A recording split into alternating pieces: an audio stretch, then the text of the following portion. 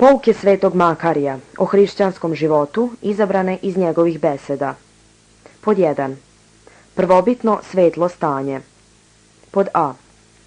Poslednji cilj i vrhovno blago čoveka jeste bogoopštenje. Bog je blagovoleo da počinje u njemu i čovek nigde ne nalazi pokoja osim u Bogu. U takvom srodstvu stoji čovek sa Bogom po prvobitnom naznačenju tvorevine.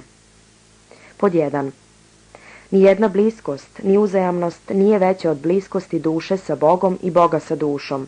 Bog je stvorio raznu tvar, nebo i zemlju, sunce, mesec, vodu, plodno drveće, razne vrste životinja. Međutim, ni u jednoj od njih on ne počiva. Sva tvar je u njegovoj vlasti, pa ipak ni u jednoj nije sačinio presto, niti je stupio u opštenje. Jedino je prema čoveku imao blagovoljenje, stupivši sa njim u opštenje i u njemu počivajući. Vidiš li kakvo je srodstvo Boga sa čovekom i čoveka sa Bogom? Pod 2. Kao što je Bog nebo i zemlju stvorio za stanište čoveku, tako je i telo i dušu čovekovu sazdao za svoje stanište, to jest da se useli i da počine u njegovom telu kao u svom domu i da mu ljubljena duša, stvorena po njegovom obrazu, bude prekrasna nevesta. Pod 3. Visoko je dostojanstvo čoveka. Pogledaj kakvi su nebo i zemlja, sunce i mesec, pa ipak Gospod nije blagovoleo da u njima počine, već jedino u čoveku. Zbog toga je čovek dragoceniji od svih tvari. Usudit ću se da kažem, ne samo od vidljivih, nego i od nevidljivih, to jest duhova koji služe. Jer ni o arhangelu Mihailu, ni o arhangelu Gavrilu Bog nije rekao, stvorimo ga po obrazu i po podobiju našem, već o umnoj prirodi čoveka, to jest njegovoj besmrtnoj duši. Napisao je naime, anđelske vojske su oko onih koji ga se boje. Pod 4. Slovesna i blagorazumna duša nigde ne nalazi pokoja osim u jedinom Gospodu, iako je obišla sva sazdanja. I Gospod svoje blagovoljenje ukazuje jedino čoveku. Pod 5. Bogata zaručena devojka se ne zadovoljava nikakvim darovima od dobraka, sve dok se ne ostvari bračni savez. Tako se ni duša ničim ne uspokojava, sve dok ne dostigne savršeno opštenje sa Gospodom. Gladno dete ne obraća pažnju na bisere i dragocenu odeću, već samo na dojke koje mu mogu pružiti mleko. Strana 124. Slično rasuđuj i o duši, to jest da ona mimo ilazi sve, želeći da okusi jedino Boga i jedino tada se uspokojava. Pod B. Takvom cilju je čovek bio pripremljen od samog stvaranja. Prilikom stvaranja u njega je založen cilj. Pod 6. Duša je veliko i divno delo. Pri stvaranju Bog je njenu prirodu stvorio bez poroka. On ju je stvorio po obrazu vrline duha, položivši u nju zakone vrlina, rasuđivanja, poznanja, blagorazumnosti, vere, ljubavi. Pod 7.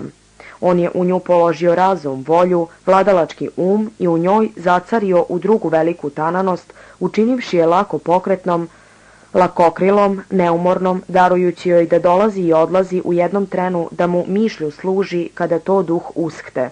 Jednom rečju, on ju je sazdao sa ciljem da mu postane nevesta i da ima zajednicu sa njim, da bude u jedinstvu sa njim, a da se sa njim postane jedan duh, kao što je rečeno. A ko se sjedini sa Gospodom, jedan je duh s njime. Pod 8. Kao što čovek marljivo sabira u svoj dom raznovrsno blago, tako i Gospod u svoj dom, to jest dušu i telo, sabira i polaže nebesko blago duha. Pod 2. Zbog toga su prvosazdani bili u Bogu i posjedovali velika preimutstva i dobra. Pod 9. Do prestupa oni su bili obučeni u slavu Božiju. Dok je držao zapovesti, Adam je bio prijatelj Božiji. Sa Bogom je prebivao u raju. Pod 10. U Adamu je prebivalo slovo i on je u sebi imao duha Božijeg. Pod 11. U početku čist, je prebivao u svom poretku, sagledavajući svog vladiku. I Adam je, ostajući u čistoti i blaženstvujući, carevao nad svojim pomislima, pokriven božanstvenom slavom. Pod 12. Samo slovo koje je prebivalo u njemu, za njega beše sve, i znanje i osjećanje blaženstva, i nasleđe i učenje. I u snu je na prvosazdanima prebivala slava, tako da oni ne viđahu svoju nagotu. Po 13. Čovek je bio u časti i čistoti, gospodar svega, počevši od neba pa do dole, imajući sposobnost da razlikuje strasti, tuđ demonima, čist od greha i poroka, obraz i podobije Božije. Strana 125. Pod G. Međutim, to obilje blagodati nije posjedovalo ništa prisilno. Čovek je bio slobodan da prebiva sa Bogom i blagodati ili da se odali od njih. On se odvojio i pao, kao i pali duhovi. Po 14.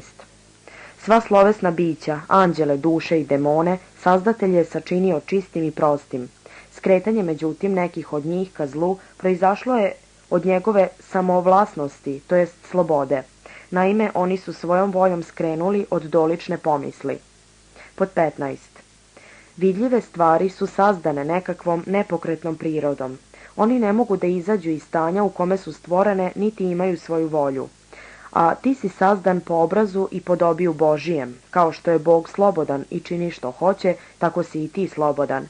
Ti si po prirodi lako izmenljiv. Pod 16. Naša priroda je lako prijemčiva i za dobro i za zlo, i za Božiju blagodat i za protivničku silu. Ona ne može da se primorava. Pod 17. Na taj način je Adam po svojoj sopstvenoj volji prestupio zapovest i poslušao lukavog. Pod 18. Njemu je bilo pripremljeno bogatstvo i veliko nasleđe, međutim, stekavši rđave pomisli i misli, on je pred Bogom propao.